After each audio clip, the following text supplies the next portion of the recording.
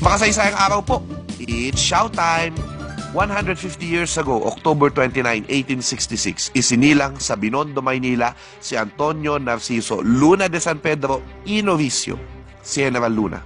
Sa araw ng sesquicentenaryo ng bayani, pasisinayaan ng bagong museo ni Juan at Antonio Luna sa lumang bahay ng mga Luna sa Badoc, Ilocos Norte.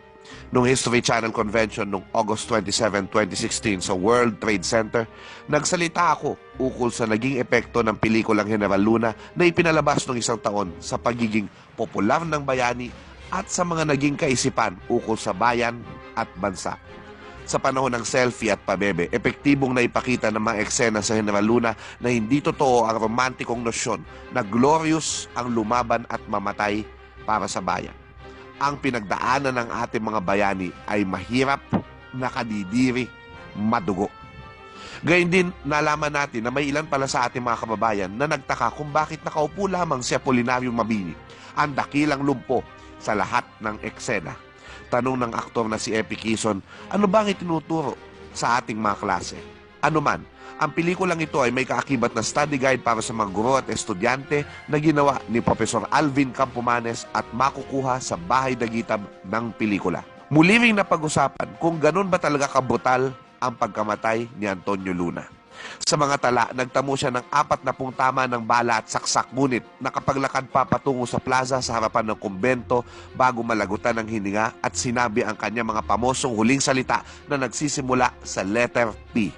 Ngunit sa aklat na inilabas ng Anvil Publishing, kaakibat ng pelikula, may inilabas na dokumento na nagsasabi na sa pananaw ni Pedro Hanolino, self-defense raw ang ginawa nila dahil akala nila papatayin sila ng general. Napag-usapan din kung ang karakter nga ba na Isabel, na isang fictional composite character, ay batay sa isang babaeng nagngangalang Isidra. Bago ipalabas ang General Luna, inikot ang preview ng pelikula sa mahigit 40 paaralan ng organisasyong dakila at kasama ang ilan sa aming mga historiador ay nagkaroon ng mga sampaksaan na tinalakay ang konsepto ng kabayanihan para sa mga millennial, ang Bayani Bato Forum. Matapos ang pagpapalabas ng pelikula, tuloy-tuloy na ang usapan. Bayani nga ba si General Luna kung ayon sa historiador na si Teodoro Agoncillo ay nagturo siya ng revolusyon ng mga katipon? Hanggang sa maanyayahan na ang mga historiador at ang mga bahagi ng pelikula sa telebisyon at sa mga paaralan.